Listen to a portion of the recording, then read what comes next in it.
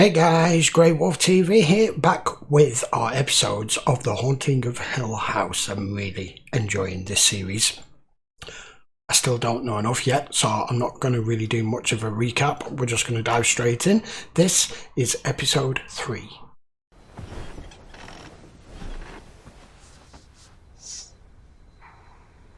Not you, Nellie. You can sleep with me for tonight. I don't think that's her. I'm really freaked out, huh? You're squeezing too tight. Oh crap. Wow. Damn. Whose hand was I holding? Yeah. And that's the first night I saw him. Mr. Smiley, coming out from where he lives. The stairs, the third step from the top. It makes a sound. That's how I knew he was coming. What does Mr. Smiley look like?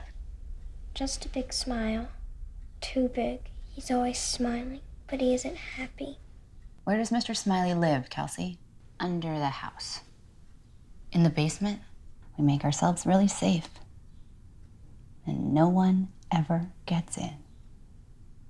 Mr. Smiley does. All our kids have always had to go through an adjustment. This Could be normal. The foster care system isn't the easiest place to grow up. A few weeks after she moved in. and her behavioral issues started around the same time. We'll get to the bottom of it. Anything fancy, we can sell it. Trash. Fancy. Yeah? 49 Clos de Riel. Do you feel cold right there? Yep. I told you. My apologies. No, it's a very small spot, just right here, like you're standing in front of an open refrigerator. It was a tough one today. This little girl. Couldn't get anything from her. She's like a brick wall. And, well, you were right. I was trying to take ownership of something that doesn't belong just to me. So you're pulling the book? I'm offering to share the book. I'll give each of you 8% of any royalties, and if it sells as well as my publisher thinks it will, it's... Steve. I'm trying to do the right thing The here, right Cheryl. thing? Hello?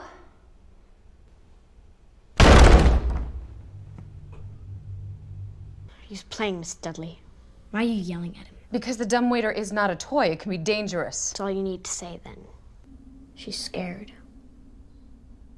What makes you say that? Come on, you stupid thing. But the door has to be closed. Please, come on. It's a perfect kid-sized elevator. You hop straight out and you don't tell anyone I did this for you. Going up. Hey! Nope, that's down. Look, Theo! Luke? There's a room down here. Bring me up, please. Theo! Oh shit. Damn. Jesus! Hang on. Get him up. Oh, yeah. Okay, it's okay. Got it? It's okay. Let's see. Here we go. God damn it. No wonder he's emotionally scarred. Did you rip your shirt? Oh, Jesus.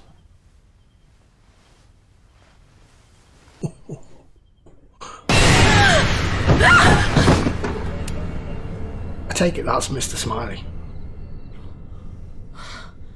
Because I don't want to have to tell them that I'm fucking pissed at Auntie Nell, who should have known better than most. First they said Abigail's not real. Now they said the basement's not real. It's not in the blueprints. So, pretend you're the dumbwaiter. Where was it? Okay. 1, 2, 3, 4, 5, 6, 7, 8, 9, 10, 11. Just because it ain't on the blueprints doesn't mean it's not there. I mean, I know they're telling him that because of his age, but... There you go.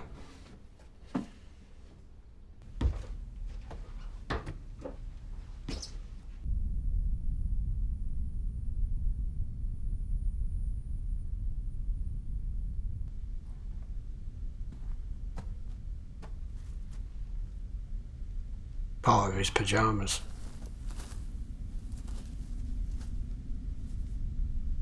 I'm so sorry to just drop in on you like this. If I'm interrupting, I can... Oh, no, it's fine. This is gonna sound really strange, but would you mind if I took a quick look down in your basement?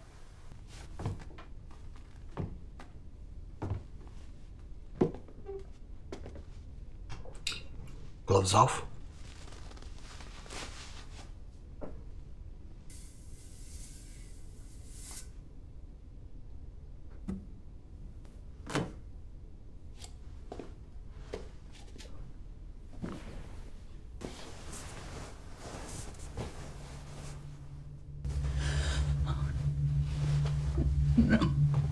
Please, no.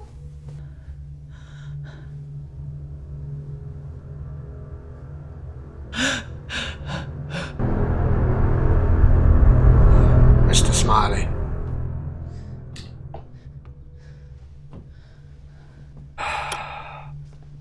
I think I know what's going on here. You all done? Yep. I really appreciate you indulging me like this. I was hoping I could get into Kelsey's headspace just a bit, you know, try to understand her better, but... It's you. Thanks. What are you, looking at? I know. Your smile. Yes, I'm sure. I'm sure the guy will confess if you just Push. get them here. That was very perceptive. It's a book of secrets that they were trying to hide. Like you could tell there's a false floor in the pantry. It's a ledger for a bootlegging operation. You know what that is? A long time ago, it was illegal to sell alcohol, so they made it in secret and hid it. You know, there's not a single record of this basement. Honey? Ah. Honey? What's wrong?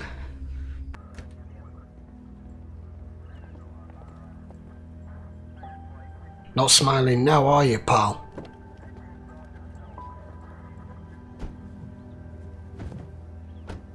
There'll be more evidence of it. Now they've looked into it.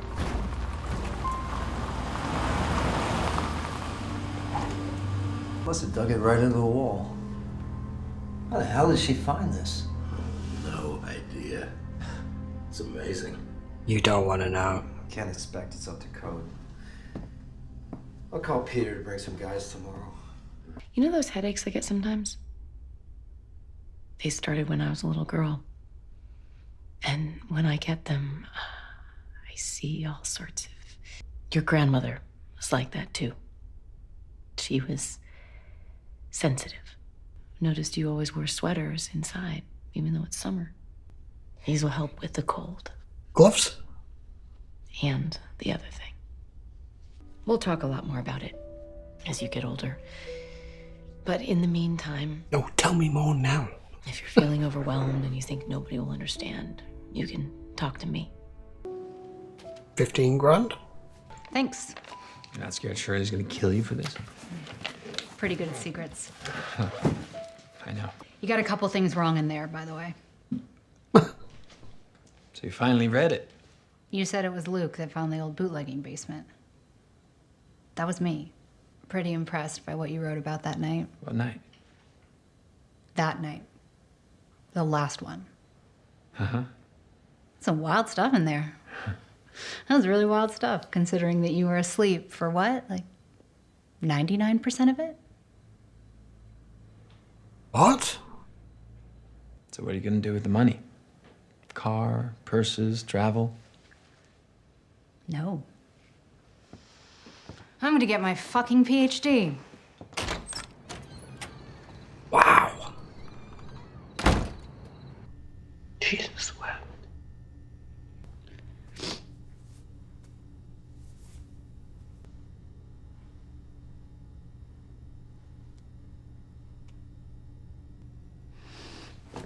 Yeah. Holy shit.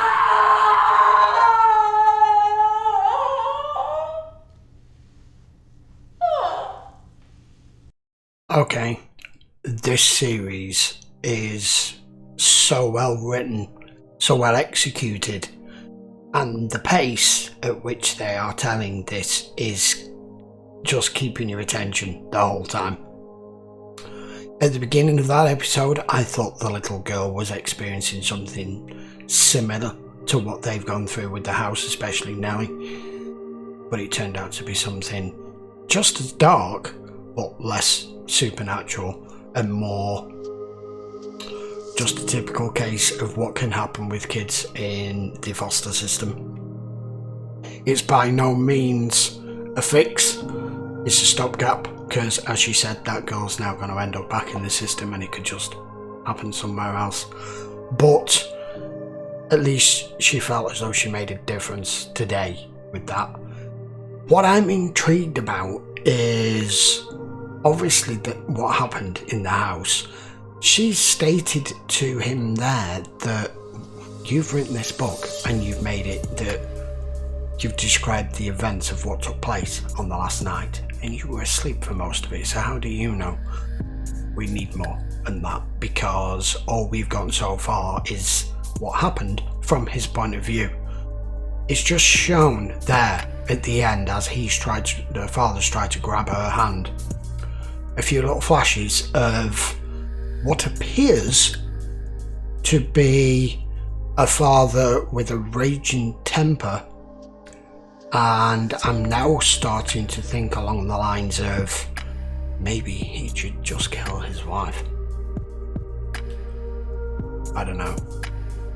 She is incredibly perceptive. She obviously has a gift passed down from her grandmother through her mother.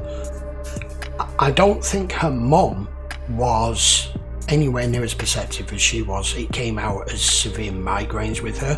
Whether they expand more on that and she was capable of it, she ignored it, I don't know. Because some people would be able to handle it, some wouldn't. She seems to have learned to not only hone the skill but learn to cope with it, and that is why she wears the gloves all the time. Thankfully it gave me an explanation in the same episode, which was fantastic. I'm intrigued about this. It mentioned in the previous episode, she said he's got a secret, the eldest girl, her husband's got a secret bank account.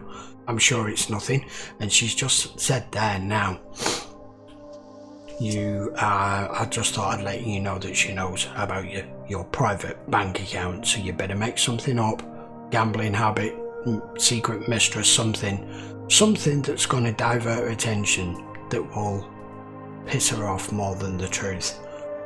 If you've got to come up with saying you've got a bit on the side, or you've got a gambling habit or something to justify a bank account she knows nothing about, how bad is whatever the truth is? I want to know. I seriously want to know. They're giving it us in little dribs and drabs at a time, but I like that there's one girl that seemed to be completely invulnerable, Nellie, and another one that was perceiving everything that was going around it, even so much as finding that distillery under the house back from the Prohibition days. This series has got me absolutely hooked. I'm actually doing more on this series than I should be doing. I'm watching them early so I can watch it. That was great. Right, I won't go too much further than that, and we'll see what the next episode provides us. But suffice to say, they have made an excellent job in this series. It's not horror. It's because horror all the time is described as being bloodthirsty and gory and completely off the scale of reality. This is more down to earth. It's about the characters, it's about relationships, but it has the supernatural aspect to it, or at least that's the way it's coming across at the moment. She's definitely a medium. Right, I'll leave it at that, guys. So that was episode 3. We will be back with the next one next week. I cannot wait. Until then, thank you very much for watching this video. Please get in the comments, let me know what you thought up to this point, but please don't give me any spoilers. Don't forget to hit the subscribe turn on your notifications and go and follow me over on Twitter, and I can let you know when all of this releases. There's lots of new stuff coming in the new year in 2020, and I've got big plans for the new year. So until then, thanks very much for watching, and I'll see you in the next one.